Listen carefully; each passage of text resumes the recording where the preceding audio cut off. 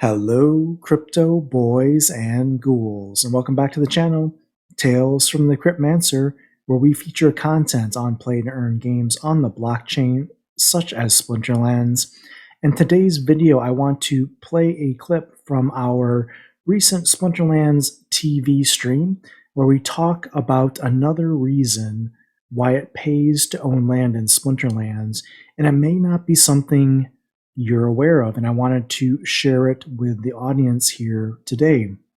So we'll hop into that video in just a second, and if you would like to get more content like this, early access to content around Splinterlands as well as weekly and monthly AMAs, take a look at our members option here on YouTube and join us in our members only chats. And until next time, keep stacking those stats. What I wanted to share today is something that maybe, we can take a show of hands later. Let me know if you knew about this or not after the fact. But what I wanted to share is this specific article. This is on the SPS white paper. This is the sps.splinterlands.com/rewards.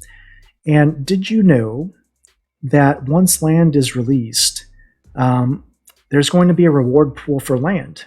And it's going to be 6.25 million SPS tokens a month are going to be giving out as part of land expansion rewards. Now, we don't know specifically how this 6.25 million SPS will be given out, but it will be given out.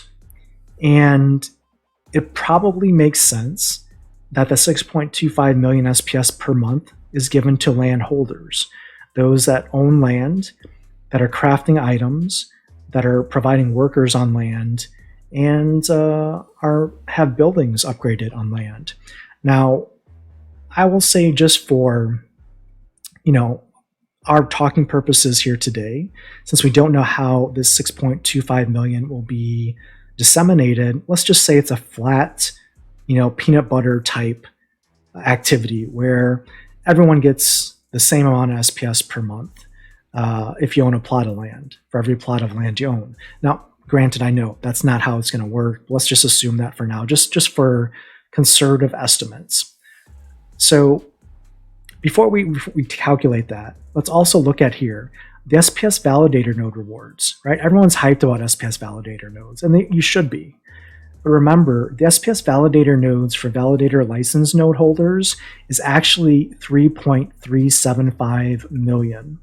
SPS, which is not quite half of what's being available for land, but it is less than what's allocated for land. Let's say it's about 40% of what's available for land. I didn't do the exact math calculation, but it's roughly that.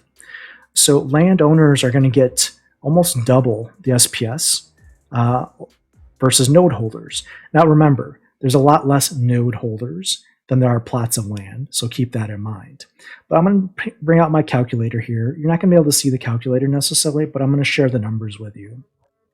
If we take 6.25 million SPS that will be given away to landholders every month in the future once land goes live, if we divide that by 150,000 plots and just say everyone gets a peanut butter spread of this 6.25 million SPS, it means that every plot would get 41.67 SPS per month as a landowner. Again, a lot of assumptions here, just bear with me here. Now, what that means is if you own a tract of land, if you own 100 plots as an example, that means you're going to get 4,166.67 SPS per month as a plot owner. And that might not seem like a lot, but remember, land is going to be available, let's say Q1 of next year. What do you think the price of SPS will be in, let's say, March of next year? You think it's going to be 4 cents? You think it's going to be 7 cents? Maybe 15 cents? Maybe 50 cents? Maybe more? I don't know. Let's just say, hypothetically, GLS does well, Rift Watchers does well, Chaos Legion sells out, We've got SPS ranked battle rewards, we've got e-tournament sponsors, things are going good. The Ethereum merge works out well, and crypto is not, trending sideways. Let's just say, in a idealistic world, that SPS is worth 50 cents, right, in the future. If you owned a tract of land, you would be getting 4,166 SPS per month. That means you'd be getting $2,083 in value, let's say in March of next year. Now, we just showed you on Hive Engine what a tract of land sold for. It sold 3 hours ago. 3 hours ago for under $11,000. If this hypothetical peanut butter spread theory comes into play, yes, they're holding land right now for, let's say, 7 months where they're not earning SPS. But if this SPS faucet comes online, if they're earning $2,083 in SPS value every month, they pay for the tract of land in a little over 5 months. So by August of next year, the tract of land would have paid for itself, using this particular example. So a year from now, this land would be paid for, and forevermore, they're generating profit in Splinterlands. And you can resell the tract of land, likely for more than $11,000. In addition, it doesn't count for all the items and spell NFTs that tract of land could be making in addition to the SPS that is generating from the game.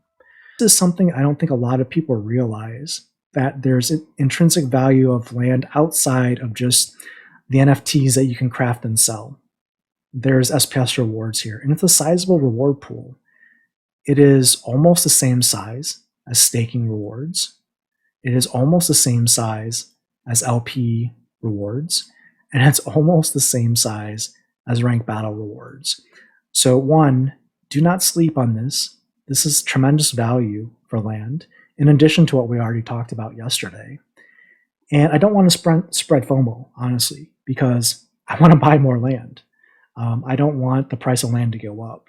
But at the same time, this information is freely available out there. This is not something new. This is on the white paper for SPS. But what I wanted to share with my Splinterlands dedicated TV audience here today is that you may not have realized this, and it may not have been part of your calculations when it comes to land value. And I wanted to, as a PSA, let you know that this is something you don't want to sleep on and something that might be of interest to you. That's entertainment.